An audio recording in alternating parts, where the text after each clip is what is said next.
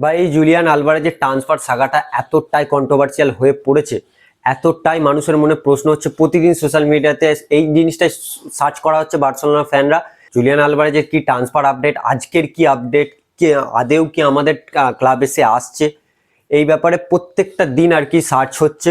এরপর আজকের একটা আপডেট বেরিয়েছে, আজকে আপনি জানতে পেরে যাবেন যে জুলিয়ান আলভারেজ কোন ক্লাবে যাচ্ছে বা অ্যাটলেটিকো মাদ্রিদে সে কি থাকছে নেক্সট 48 আওয়ার্সের মধ্যে আপনি জেনে যাবেন। কারণ এখানে বার্সেলোনা স্পোর্টিং ডাইরেক্টর ডেকো সে আর কি আজকে মাদ্রিদ গেছে, যেখানে বিভিন্ন বার্সেলোনা জার্নালিস্ট আর কি এই জিনিসটি শেয়ার করেছে। মাদ্রিদ গেছে এবং মাদ্রিদ সে কিসের জন্য গেছে, কারণ জুলিয়ান আলভারেজের যেই এজেন্ট তার সাথে জাস্ট একটা মিটিং এর জন্য, এই ব্যাপারেই ডিসকাস করার জন্য যে তাকে সে নিয়ে আসতে পারবে, কারণ তাদের মিটিংটা খুবই জরুরি।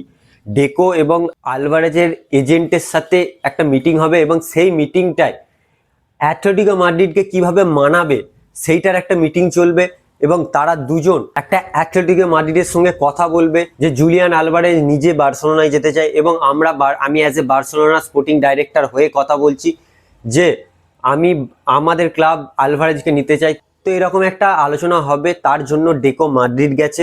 এরপর কোয়েশ্চেন হচ্ছে এই মিটিংটা আদেও কি সাকসেসফুল হবে বা আদেও কি আলভারেজ বার্সেলোনায় আসবে, সেটি একমাত্র আবারও বলছি পুরোপুরি নির্ভর করছে অ্যাটলেটিকো মাদ্রিদের ওপরে।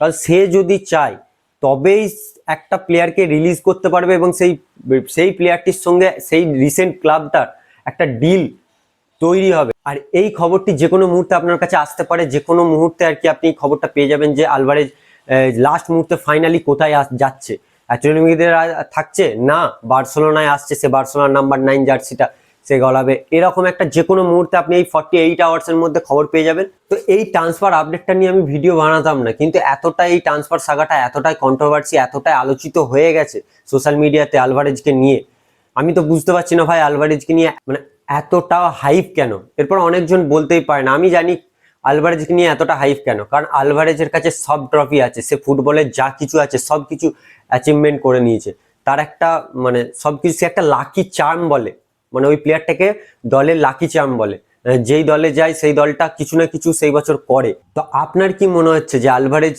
বার্সেলোনায় আসতে যাচ্ছে? অবশ্যই কমেন্ট বক্সে জানাবেন এটা আপনারা, আপনাদের মতামত।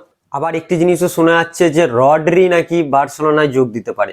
মানে ভাবুন, রডরির সাথে রিয়াল মাদ্রিদের একটা ডিল মানে অনেকটা ক্লোজ হয়ে গেছে, এরপর সেখান থেকে রুমার্স আসছে যে বার্সেলোনায় আসতে, কিন্তু এই সত্যটা হচ্ছে বার্সেলোনা অলরেডি রডরিকেও একটা অফার দিয়েছে, একটা ডিল করার অফার দিয়েছে। তো রডরি দুটো অফার নিয়ে এখন বসে আছে, তো কি করবে কিছু বুঝতে পারছে না, রিয়াল মাদ্রিদে যাবে না বার্সেলোনায় যাবে। অবভিয়াসলি তার ফার্স্ট চয়েস রিয়াল মাদ্রিদই আছে, কিন্তু সে এখনো কোনো ডিলটা এগোনোর জন্য কোনো এখনো জানায়নি মাদ্রিদকে। আর এদিকে বার্সেলোনা তো আলভারেজের পিছনে ছুটেই আছে, যথেষ্ট চেষ্টা করছে ভাই বার্সেলোনা আলভারেজকে নিয়ে আসার জন্য। কিন্তু যদি এটা ডিলটা যদি না হয়, যদি এই ডেকো যদি না নিয়ে আসতে পারে আলভারেজকে, তাহলেও কোনো ক্ষতি নেই, কারণ আমরা প্রপার একটা নাম্বার 9 পেয়ে গেছি বার্সেলোনায়, যার নাম হচ্ছে হামজা। আপনারা হয়তো এতক্ষণ দেখেই নিয়েছেন সোশ্যাল মিডিয়াতে, বা হয়তো সেদিন ক্লাব ফ্রেন্ডলি আপনি ম্যাচটাতে আপনি দেখতেও পারেন, সেদিন সে গোল স্কোর করেছে।